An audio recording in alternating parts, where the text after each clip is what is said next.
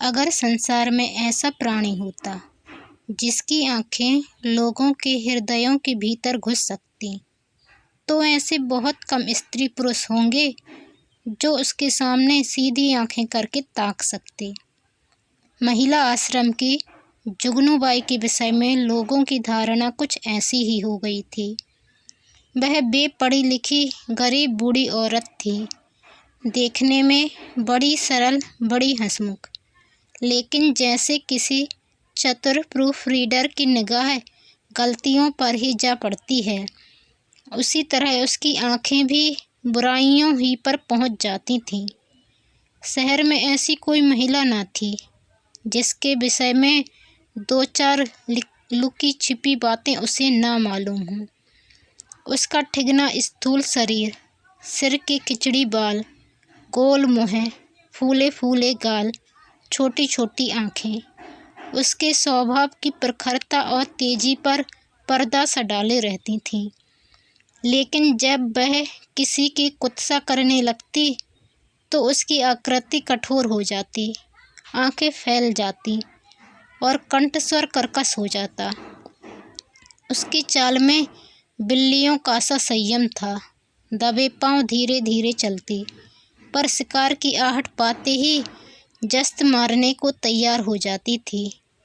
उसका काम था महिला आश्रम में महिलाओं की सेवा टहल करना, पर महिलाएं उसकी सूरत से कांपती थीं। उसका आतंक था कि ज्यों ही वह कमरे में कदम रखती, होंठों पर खेलती हुई हंसी जैसे रो पड़ती थी, चहकने वाली आवाज़ें जैसे बुझ जाती थीं, मानो उनके मुख पर लोगों को अपने पिछले रहस्य अंकित नजर आते हों। पिछले रहस्य कौन है जो अपने अतीत को किसी भयंकर जंतु के समान कटघरों में बंद करके न रखना चाहता हो। धनियों को चोरों के भय से निंद्रा नहीं आती, मानियों को उसी भांति मान की रक्षा करनी पड़ती है। वह जंतु जो पहले कीट के समान अल्पाकार रहा होगा, दिनों के साथ दीर्घ और सबल होता जाता है, यहाँ तक हम उसकी याद ही से कांप उठते हैं। और अपने ही कारनामों की बात होती तो अधिकांश देवियाँ जुगनू को दुत्कारतीं, पर यहाँ तो मैके और ससुराल, ननिहाल और ददिहाल, फुपियाल और मौसियाल, चारों ओर की रक्षा करनी थी। और जिस किले में इतने द्वार हों, उसकी रक्षा कौन कर सकता है? वहाँ तो हमला करने वाले के सामने मस्तक झुकाने में ही कुशल है। जुगनू के दिल में हजारों मुर्दे गड़े पड़े थे और वह ज़रूरत पड़ने पर उन्हें उखाड़ दिया करती थी। जहाँ किसी महिला ने दून कीली या शान दिखाई, वहाँ जुगनू की त्योरियाँ बदलीं। उसकी एक कड़ी निगाह अच्छे अच्छे को दहला देती थी, मगर यह बात न थी कि स्त्रियां उससे घृणा करती हों। नहीं, सभी बड़े चाव से उससे मिलती और उसका आदर सत्कार करती। अपने पड़ोसियों की निंदा सनातन से मनुष्य के लिए मनोरंजन का विषय रही है, और जुगनू के पास इसका काफ़ी सामान था। नगर में इंदुमती महिला पाठशाला नाम का एक लड़कियों का हाई स्कूल था। हाल में मिस खुर्शीद उसकी हेड मिस्ट्रेस होकर आई थीं।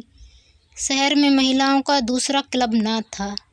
मिस खुर्शीद एक दिन आश्रम में आईं। ऐसी ऊंचे दर्जे की शिक्षा पाई हुई आश्रम में कोई देवी ना थी। उनकी बड़ी आवभगत हुई। पहले ही दिन मालूम हो गया मिस खुर्शीद के आने से आश्रम में एक नए जीवन का संचार होगा। कुछ इस तरह दिल खोलकर हर एक से मिली, कुछ ऐसी दिलचस्प बातें की कि सभी देवियां मुग्ध हो गईं। गाने में चतुर थीं, व्याख्यान भी खूब देती थीं, और अभिनय कला में तो उन्होंने लंदन में नाम कमा लिया था। ऐसी सर्वगुण संपन्न देवी का आना आश्रम का सौभाग्य था। गुलाबी गोरा रंग, कोमल गाल, मदभरी आँखें, नए फैशन के कटे हुए केस, एक एक अंग सांचे में ढला हुआ, मादकता की इससे अच्छी प्रतिमा न बन सकती थी। चलते समय मिस खुर्शीद ने मिसेस टंडन को जो आश्रम की प्रधान थीं, एकांत में बुलाकर पूछा, वह बुढ़िया कौन है? जुगनू कई बार कमरे में आकर मिस खुर्शीद को अन्वेषण की आंखों से देख चुकी थी, मानो कोई सहसवार किसी नई घोड़ी को देख रहा हो। मिसेस टंडन ने मुस्कुराकर कहा, यहाँ ऊपर का काम करने के लिए नौकर है, कोई काम हो तो बुलाऊं? मिस खुर्शीद ने धन्यवाद देकर कहा, जी नहीं, कोई विशेष काम नहीं है।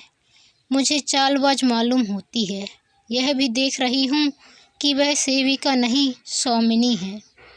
मिसेस टंडन तो जुगनू से जली बैठी ही थी। इनके वैधव्य को लांछित करने के लिए वह उन्हें सदा सुहागन कहा करती थी। मिस खुर्शीद से उसकी जितनी बुराई हो सकी वह की और उससे सचेत रहने का आदेश दिया। मिस खुर्शीद ने गंभीर होकर कहा, तब तो भयंकर स्त्री है, तभी सब देवियाँ इससे कांपती हैं। आप इसे निकाल क्यों नहीं देती? ऐसी चुड़ैल को एक ना एक दिन रखना चाहिए। मिसेस टंडन ने अपनी मजबूरी बताई, निकाल कैसे दूं? जिंदा रहना मुश्किल हो जाए। हमारा भाग्य उसकी मुट्ठी में है। आपको 2-4 दिन में उसके जौहर खुलेंगे। मैं तो डरती हूँ, कहीं आप भी उसके पंजे में ना फंस जाएं। उसके सामने भूलकर भी किसी पुरुष से बातें ना कीजिएगा। इसके गोयंदे ना जाने कहाँ कहाँ लगे हुए हैं। नौकर से मिलकर भेद यह ले, डाकिये से मिलकर चिट्ठियाँ यह देखे, लड़कों को फुसलाकर घर का हाल यह पूछे। इस राण को खुफिया पुलिस में जाना चाहिए था, यहाँ न जाने क्यों आ मरी। मिस खुर्शीद चिंतित हो गई, मानो इस समस्या का हल करने की फिक्र में हूँ। एक क्षण बाद बोली, अच्छा, मैं इसे ठीक करूँगी, अगर ना निकाल दूँ तो कहना। मिसेस टंडन, निकाल देने ही से क्या होगा? उसकी जबान तो ना बंद होगी, तब तो वह और भी निडर होकर कीचड़ फेंकेगी। मिस खुर्शीद ने निश्चिंत स्वर में कहा, मैं उसकी जबान भी बंद कर दूंगी। बहन, आप देख लीजिएगा, टके की औरत यहाँ बादशाहत कर रही है, मैं यह बर्दाश्त नहीं कर सकती। वह चली गई तो मिसेस टंडन ने जुगनू को बुलाकर कहा, इस नई मिस साहब को देख, यहाँ प्रिंसिपल हैं। जुगनू ने द्वेष भरे हुए स्वर में कहा, आप देखें, मैं ऐसी सैकड़ों छोकरियाँ देख चुकी हूँ, आँखों का पानी जैसे मर गया हो। मिसेस टंडन धीरे से बोली, तुम्हें कच्चा ही खा जाएंगी, उनसे डरती रहना। कह गई हैं मैं इसे ठीक करके छोड़ूंगी। मैंने सोचा तुम्हें चेता दूं, ऐसा ना हो उसके सामने कुछ ऐसी वैसी बातें कह बैठो। जुगनू ने मानो तलवार खींचकर कहा, मुझे चेताने का काम नहीं, उन्हें चेता दीजिएगा। यहाँ का आना ना बंद कर दूं तो अपने बाप की नहीं। वह घूमकर दुनिया देख आई हैं तो यहाँ घर बैठे दुनिया देख चुकी हूँ। मिसेस टंडन ने पीठ ठोकी, मैंने समझा दिया भाई, आगे तुम जानो तुम्हारा काम जाने। जुगनू, आप चुपचाप देखती जाइए, कैसा तिगनी का नाच नचाती हूँ। इसने अब तक ब्याह क्यों नहीं किया? उम्र तो 30 के लगभग होगी। मिसेस टंडन ने रद्दा जमाया, कहती है मैं शादी करना ही नहीं चाहती, किसी पुरुष के हाथ क्यों अपनी आज़ादी बेचूं। जुगनू ने आंखें नचाकर कहा, कोई पूछता ही ना होगा, ऐसी बहुत सी क्यारियाँ देख चुकी हूँ। 70 चूहे खाकर बिल्ली चली हज को, और कई लौंडियाँ आ गईं और बात का सिलसिला बंद हो गया। दूसरे दिन सवेरे जुगनू मिस खुर्शीद के बंगले पर पहुंची। मिस खुर्शीद हवा खाने गई हुई थीं। खानसामा ने पूछा, कहाँ से आती हो? जुगनू, यहीं रहती हूँ बेटा। मैम साहब कहाँ से आई हैं? तुम तो इनके पुराने नौकर हो गए। खान साहब, नागपुर से आई हैं। मेरा घर भी वहीं है, 10 साल से इनके साथ हूँ। जुगनू: किसी ऊंचे खानदान की होंगी, वह तो रंग ढंग से ही मालूम होता है। खानसामा: खानदान तो कुछ ऐसा ऊंचा नहीं, हाँ तकदीर की अच्छी हैं। इनकी माँ अभी तक मिशन में 30 पाती हैं। वह पढ़ने में तेज थीं, वजीफ़ा मिल गया, विलायत चली गई, बस तकदीर खुल गई। अब तो अपनी माँ को बुलाने वाली हैं, लेकिन वह बुढ़िया शायद ही आए। यह गिरजे विरजे नहीं जाती, इससे दोनों में पटती नहीं। जुगनू: मिजाज की तेज मालूम होती हैं। खानसामा: नहीं, यूँ तो बहुत नेक हैं, गिरजे नहीं जाती। तुम क्या नौकरी की तलाश में हो? करना चाहो तो कर लो, एक आया रखना चाहती हैं। जुगनू: नहीं बेटा, मैं अब क्या नौकरी करूँगी। इस बंगले में पहले जो मैम साहब रहती थीं, वह मुझ पर बड़ी निगाह रखती थीं। मैंने समझा चलूँ नई मैम साहब को आशीर्वाद दे आऊँ। खानसामा: यह आशीर्वाद लेने वाली मैम साहब नहीं हैं, ऐसों से बहुत चिढ़ती हैं। कोई मांगता आया और उसे डांट बताई, कहती हैं बिना काम किए किसी को जिंदा रहने का हक नहीं है, भला चाहती हो तो चुपके से राह लो। जुगनू: तो यह कहो इनका कोई धर्म कर्म नहीं, फिर भला गरीबों पर क्यों दया करने लगी। जुगनू को अपनी दीवार खड़ी करने के लिए काफ़ी सामान मिल गया। नीच खानदान की है, माँ से नहीं पढ़ती, धर्म से विमुख है। पहले धाबे में इतनी सफलता कुछ कम ना थी। चलते चलते खानसामा से इतना और पूछा, इनके साहब क्या करते हैं। खानसामा ने मुस्कुराकर कहा, इनकी तो अभी शादी ही नहीं हुई, साहब कहाँ से होंगे। जुगनू ने बनावटी आश्चर्य से कहा, अरे अब तक ब्याह ही नहीं हुआ, हमारे यहाँ तो दुनिया हंसने लगे। खानसामा: अपना अपना रिवाज है, इनके यहाँ तो कितनी ही औरतें उम्र भर ब्याह नहीं करती।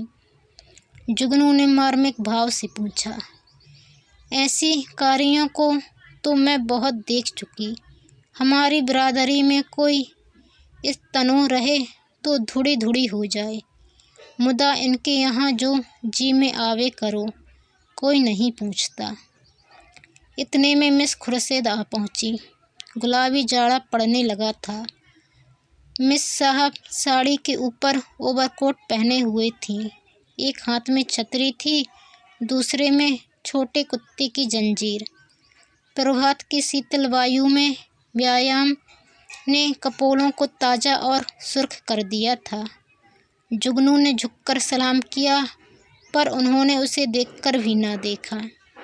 अंदर जाते ही खानसामा को बुलाकर पूछा, यह औरत क्या करने आई है।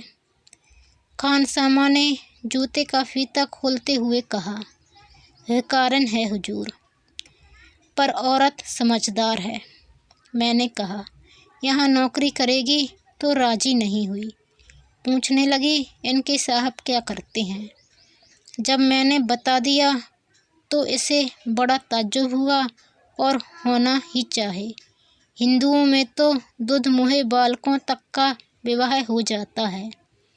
खुर्शीद ने जांच की, और क्या कहती थी। और तो कोई बात नहीं हुजूर।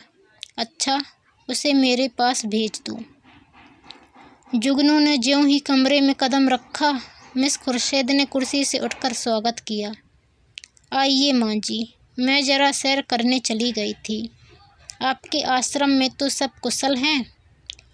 जुगनू एक कुर्सी का तकिया पकड़कर खड़ी खड़ी बोली, कुशल है मिस साहब।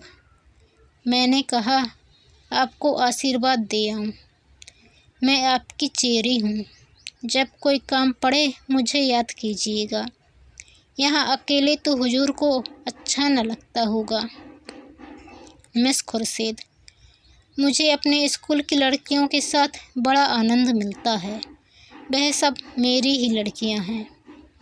जुगनू ने मातृभाव से सिर हिलाकर कहा, यह ठीक है मिस साहब, पर अपना अपना ही है। दूसरा अपना हो जाए तो अपनों के लिए कोई क्यों रोए। सहसा एक सुंदर सजीला युवक रेशमी सूट धारण किए जूते चरमर करता हुआ अंदर आया। मिस खुर्शीद ने इस तरह दौड़कर प्रेम से उसका अभिवादन किया मानो जामे में फूली न समाती हूँ। जुगनू उसे देखकर कोने में दुबक गई। खुर्शीद ने युवक से गले मिलकर कहा, प्यारे, मैं कब से तुम्हारी राह देख रही हूँ। जुगनू से, माँ जी आप जाएं, फिर कभी आना। यह हमारे परम मित्र विलियम किंग हैं। हम और यह बहुत दिनों तक साथ साथ पढ़े हैं। जुगनू चुपके से निकलकर बाहर आई। खानसामा खड़ा था। पूछा, यह लौंडा कौन है? खानसामा ने सिर हिलाया। मैंने इसे आज ही देखा है। शायद अब कुंवरपन से जी हुआ। अच्छा तरहदार जवान है। जुगनू, दोनों इस तरह टूटकर गले मिले हैं कि मैं तो लाज के मारे गड़ गई। ऐसा चूमा चाटी तो जोरू खसम में नहीं होती होगी। दोनों लिपट गए। लौंडा तो मुझे देखकर कुछ झिझकता था, पर तुम्हारी मिस साहब तो जैसे मतवाली हो गई थीं। खानसामा ने मानो आमंगल के आभास से कहा, मुझे तो कुछ बेढब मुआमला नजर आता है।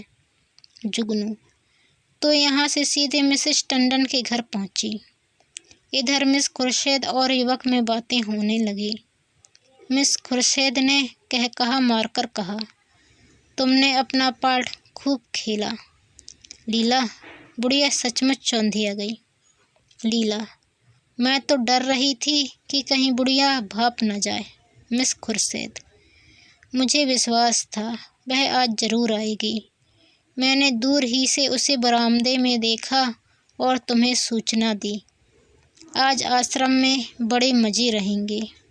जी चाहता है महिलाओं की कनफुसकियाँ सुनती। देख लेना, सभी उसकी बातों पर विश्वास करेंगी। लीला, तुम भी तो जानबूझकर दलदल में पांव रख रही हो।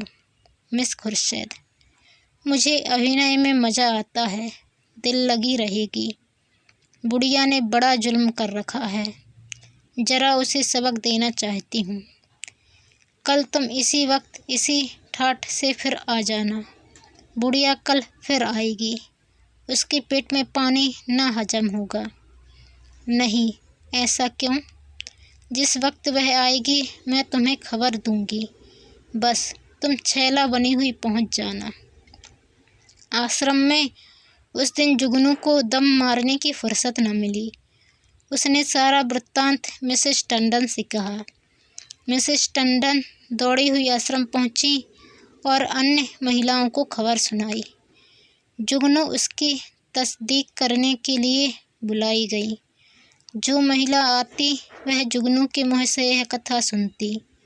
हर एक रिहर्सल में कुछ कुछ रंग और चढ़ जाता।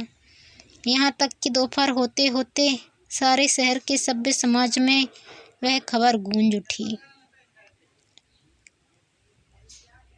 एक देवी ने पूछा, वह युवक है कौन? मिसेस टंडन, सुना तो उनके साथ का पड़ा हुआ है। दोनों में पहले से कुछ बातचीत रही होगी। वही तो मैं कहती थी कि इतनी उम्र हो गई, यह कुंवारी कैसे बैठी हैं। अब कलई खुली। जुगनू, और कुछ हो या ना हो, जवान तो बांका है। टंडन, यह हमारी विद्वान बहनों का हाल है। जुगनू, मैं तो उसकी सूरत देखते ही ताड़ गई थी। धूप में बाल नहीं सफ़ेद किए हैं। टंडन, कल फिर जाना। जुगनू, कल नहीं, मैं आज रात ही को जाऊंगी। लेकिन रात को जाने के लिए कोई बहाना ज़रूरी था। मिसेस टंडन ने आश्रम के लिए एक किताब मंगवा भेजी। रात को 9 बजे जुगनू मिस खुर्शीद के बंगले पर जा पहुंची। संयोग से लीलावती उस वक्त मौजूद थी। बोली, बुढ़िया तो बेतरह पीछे पड़ गई। मिस खुर्शीद, मैंने तुमसे कहा था उसके पेट में पानी न पचेगा। तुम जाकर रूप भर जाओ, तब तक मैं बातों में लगाती हूँ। शराबियों की तरह अंट संट बकना शुरू करना, मुझे भगा ले जाने के प्रस्ताव भी करना, बस यूं बन जाना जैसे अपने होश में नहीं हो। लीला मिशन में डॉक्टर थी, उसका बंगला भी पास ही था। वह चली गई तो मिस खुर्शीद ने जुगनू को बुलाया। जुगनू ने एक पुर्जा उसको देकर कहा, मिसेस टंडन ने यह किताब मांगी है। मुझे आने में देर हो गई। मैं इस वक्त आपको कष्ट न देती, पर सवेरे ही वह मुझसे मांगेंगी। हज़ारों रुपए महीने की आमदनी है मिस साहब, मगर एक एक कौड़ी दांत से पकड़ती हैं। इनके द्वारे पर भिखारी को भीख तक नहीं मिलती। मिस खुर्शीद ने पुर्जा देखकर कहा, इस वक्त तो यह किताब नहीं मिल सकती, सुबह ले जाना। तुमसे कुछ बातें करनी हैं, बैठो, मैं अभी आती हूँ। वह पर्दा उठाकर पीछे के कमरे में चली गई और वहाँ से कोई 15 मिनट में एक सुंदर रेशमी साड़ी पहने, इत्र में बसी हुई, मुँह पर पाउडर लगाए निकली। जुगनू ने उसे आंखें फाड़कर देखा। ओहो, यह सिंगार! शायद इस समय वह लौंडा आने वाला होगा, तभी सब तैयारियां हैं। नहीं, सोने के समय कुंवारियों को बनाव श्रृंगार की क्या ज़रूरत। जुगनू की नीति में स्त्रियों के श्रृंगार का केवल एक उद्देश्य था, पति को लुभाना। इसलिए सुहागिनों के सिवा श्रृंगार और सभी के लिए वर्जित था। अभी खुर्शीद कुर्सी पर बैठने भी न पाई थी कि जूतों की चरमर सुनाई दिया और एक क्षण में विलियम किंग ने कमरे में कदम रखा। उसकी आंखें चढ़ी हुई मालूम होती थीं और कपड़ों से शराब की गंध आ रही थी। उसने बेधड़क मिस खुर्शीद को छाती से लगा लिया और बार बार उसके कपोलों के चुंबन लेने लगा। मिस खुर्शीद ने अपने को उसके करपास से छुड़ाने की चेष्टा करके कहा, चलो हटो, शराब पीकर आए हो। किंग ने उसे और चिमटा कर कहा, आज तुम्हें भी पिलाऊंगा प्रिय, तुमको पीना होगा, फिर हम दोनों लिपटकर सोएंगे। नशे में प्रेम कितना सजीव हो जाता है, इसकी परीक्षा कर लो। मिस खुर्शीद ने इस तरह जुगनू की उपस्थिति का उसे संकेत किया कि जुगनू पर नज़र पड़ जाए, पर किंग नशे में मस्त था, जुगनू की तरफ देखा ही नहीं। मिस खुर्शीद ने रोज़ के साथ अपने को अलग करके कहा, तुम इस वक्त आपे में नहीं हो, इतने उतावले क्यों हुए जाते हो? क्या मैं कहीं भागी जा रही हूँ? किंग, इतने दिनों से चोरों की तरह आया हूँ, आज से मैं खुले खजाने आऊँगा। खुर्शीद, तुम तो पागल हो रहे हो, देखते नहीं हो कमरे में कौन बैठा हुआ है? किंग ने हकबकाकर जुगनू की तरफ देखा और झिझक कर बोला, ए बुढ़िया, यहाँ कब आई? तू यहाँ क्यों आई बुढ़ी शैतान की बच्ची? यहाँ भेद लेने आती है, हमको बदनाम करना चाहती है? मैं तेरा गला घोंट दूंगा। ठहर, भागती कहाँ है? मैं तुझे जिंदा न छोड़ूंगा। जुगनू बिल्ली की तरह कमरे से निकली और सिर पर पांव रखकर भागी। उधर कमरे से कह कहे उठ उठकर छत को हिलाने लगे। जुगनू उस वक्त मिसेस टंडन के घर पहुंची। उसके पेट में बुलबुले उठ रहे थे, पर मिसेस टंडन सो गई थी। वहां से निराश होकर उसने कई दूसरे घरों की कुंडी खटखटाई, पर कोई द्वार न खुला और दुखिया को सारी रात इसी तरह काटनी पड़ी, मानो कोई रोता हुआ बच्चा गोद में हो। प्रातःकाल वह आश्रम में जा कूदी। कोई आधा घंटे में मिसेस टंडन भी आई। उन्हें देखकर उसने मुँह फेर लिया। मिसेस टंडन ने पूछा, रात क्या तुम मेरे घर आई थी? इस वक्त मुझसे महाराज ने कहा। जुगनू ने विरक्त भाव से कहा, प्यासा ही तो कुएं के पास आता है, कुआं थोड़े ही प्यासे के पास आता है।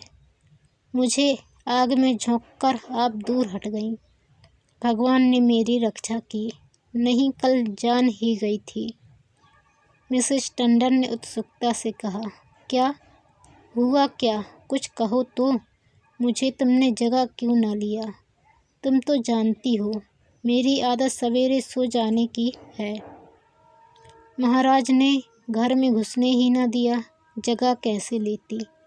आपको इतना तो सोचना चाहिए था कि वह वहाँ गई है तो आती होगी। घड़ी भर बाद ही सोती तो क्या बिगड़ जाता, पर आपको किसी की क्या परवाह है। तो क्या हुआ? मिस खुर्शीद मारने दौड़ी? वह नहीं मारने दौड़ी, उनका वह कसम है वह मारने दौड़ा। लाल आंखें निकाले आया और मुझसे कहा, निकल जा। जब तक मैं निकलूं तब तक हंटर खींचकर दौड़ ही तो पड़ा। मैं सिर पर पांव रख कर ना भागती तो चमड़ा उधाड़ डालता, और वह राण बैठी तमाशा देखती रही। दोनों में पहले से सधी बधी थी। ऐसी कुलटाओं का मुँह देखना पाप है। वैश्वा भी इतने निर्लज ना होगी। जरा देर में और देवियां आ पहुंची। यह वृत्तांत सुनने के लिए सभी उत्सुक हो रही थीं। जुगनू की कैंची अविश्रांत रूप से चलती रही। महिलाओं को इस वृत्तांत में इतना आनंद आ रहा था कि कुछ ना पूछो। एक एक बात को खोद खोद कर पूछती थीं।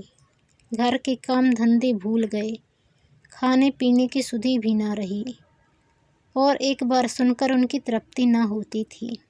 बार बार वही कथा नए आनंद से सुनती थीं। मिसेस टंडन ने अंत में कहा, हमें आश्रम में ऐसी महिलाओं को लाना अनुचित है। आप लोग इस प्रश्न पर विचार करें। मिसेस पांड्या ने समर्थन किया, हम आश्रम को आदर्श से गिराना नहीं चाहते। मैं तो कहती हूँ ऐसी औरत किसी संस्था की प्रिंसिपल बनने की योग्य नहीं।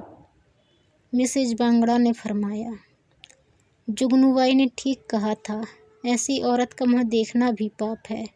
उससे साफ कह देना चाहिए आप यहाँ तशरीफ़ ना लावें। अभी यह खिचड़ी पक रही थी कि आश्रम के सामने एक मोटर आकर रुकी। महिलाओं ने सिर उठा उठा कर देखा। गाड़ी में मिस खुर्शीद और विलियम किंग बैठे हुए थे। जुगनू ने मुँह फैलाकर हाथ से इशारा किया, वही लौंडा है। महिलाओं का संपूर्ण समूह चिक के सामने आने के लिए विकल हो गया। मिस खुर्शीद ने मोटर से उतरकर हुंड बंद कर दिया और आश्रम के द्वार की ओर चली। महिलाएं भाग भागकर अपनी अपनी जगह आ बैठीं। मिस खुर्शीद ने कमरे में कदम रखा, किसी ने स्वागत न किया। मिस खुर्शीद ने जुगनू की ओर निसंकोच आंखों से देखकर मुस्कुराते हुए कहा, कहिए बाई जी, रात आपको चोट तो नहीं आई? जुगनू ने बहुतेरी दीदा दिलेर स्त्रियां देखी थीं, पर इस ठिहाई ने उसे चकित कर दिया। चोर हाथ में चोरी का माल लिए साहे को ललकार रहा था। जुगनू ने ऐंठकर कहा, जीना भरा हो तो अब पिटवा दो, सामने ही तो है। खुर्शीद, वह इस वक्त तुमसे अपना अपराध क्षमा कराने आए हैं। रात वह नशे में थे। जुगनू ने मिसेस टंडन की ओर देखकर कहा, और आप भी तो कुछ कम नशे में नहीं थी। खुर्शीद ने व्यंग समझकर कहा, मैंने आज तक कभी नहीं पी, मुझ पर झूठा इल्ज़ाम मत लगाओ। जुगनू ने लाठी मारी, शराब से भी बड़ी नशे की चीज़ है कोई, वह उसी का नशा होगा। उन महाशय को पर्दे में क्यों ढक दिया? देवियाँ भी तो उनकी सूरत देखती। मिस खुर्शीद ने शरारत की, सूरत तो उनकी 1,00,000-2,00,000 में एक है। मिसेस टंडन ने आशंकित होकर कहा, नहीं, उन्हें यहाँ लाने की ज़रूरत नहीं। आश्रम को हम बदनाम नहीं करना चाहते। मिस खुर्शीद ने आग्रह किया, मामले को साफ करने के लिए उनका आप लोगों के सामने आना जरूरी है। एक तरफा फैसला आप क्यों करती हैं? मिसेस टंडन ने टालने के लिए कहा, यहाँ कोई मुकदमा थोड़े ही पेश है। मिस खुर्शीद, वाह, मेरी इज्जत में बट्टा लगाया जा रहा है और आप कहती हैं कोई मुकदमा नहीं है। मिस्टर किंग आएंगे और आपको अपना बयान सुनना होगा। मिसेस टंडन को छोड़कर और सभी महिलाएं किंग को देखने के लिए उत्सुक थीं। किसी ने विरोध न किया। खुर्शीद ने द्वार पर आकर ऊंची आवाज़ से कहा, तुम जरा यहाँ चले आओ। हुड खुला और मिस लीलावती रेशमी साड़ी पहने मुस्कुराती हुई निकल आईं। आश्रम में सन्नाटा छा गया। देवियाँ विस्मित आंखों से लीलावती को देखने लगीं। जुगनू ने आंखें चमकाकर कहा, उन्हें कहाँ छिपा दिया आपने? खुर्शीद, छूमंतर से उड़ गए, जाकर गाड़ी देख लो। जुगनू लपक कर गाड़ी के पास गई और खूब देखभाल मुँह लटकाए हुए लौटी। मिस खुर्शीद ने पूछा, क्या हुआ, मिला कोई? जुगनू, मैं यह तिरिया चरित्र क्या जानूं? लीलावती को गौर से देखकर, और मर्दों को साड़ी पहनाकर आंखों में धूल झोंक रही हो, यही तो हैं वह रात वाले साहब। खुर्शीद, खूब पहचानती हो? जुगनू, हाँ हाँ, क्या अंधी हूँ? मिसेस टंडन, क्या पागलों सी बातें करती हो जुगनू? यह तो डॉक्टर लीलावती हैं। जुगनू उंगली चमकाकर, चलिए चलिए, लीलावती हैं? साड़ी पहनकर औरत बनते लाज भी नहीं आती? तुम रात को इनके घर नहीं थे? लीलावती ने विनोद भाव से कहा, मैं कब इनकार कर रही हूँ? इस वक्त लीलावती हूँ, रात को विलियम किंग बन जाती हूँ, इसमें बात ही क्या है? देवियों को अब यथार्थ की लालिमा दिखाई दी। चारों तरफ कह कहे पड़ने लगे। कोई तालियां बजाती थीं, कोई डॉक्टर लीलावती की गर्दन से लिपट जाती थीं, कोई मिस खुर्शीद की पीठ पर थपकियां देती थीं। कई मिनट तक हू हक मचता रहा। जुगनू का मुँह उस लालिमा में बिल्कुल जरा सा निकल आया, जबान बंद हो गई। ऐसा चरका उसने कभी न खाया था, इतनी जलील कभी न हुई थी। मिसेज मेहरा ने डांट बताई, अब बोलो दाई, लगी मुँह में कालिक की नहीं? मिसेज बांगड़ा, इसी तरह सबको बदनाम करती है लीलावती। आप लोग भी तो जो यह कहती हैं उस पर विश्वास कर लेती हैं। इस हरबोंग में जुगनू को किसी ने जाते न देखा। अपने सिर पर यह तूफान उठते देखकर उसे चुपके से सरक जाने में ही अपनी कुशल मालूम हुई। पीछे के द्वार से निकली और गलियों गलियों भागी। मिस खुर्शीद ने कहा, जरा उससे पूछो मेरे पीछे क्यों पड़ गई थी? मिसेस टंडन ने पुकारा, पर जुगनू कहाँ? तलाश होने लगी, जुगनू गायब। उस दिन से शहर में फिर किसी ने जुगनू की सूरत नहीं देखी। आश्रम के इतिहास में यह मामला आज भी उल्लेख और मनोरंजन का विषय बना हुआ है।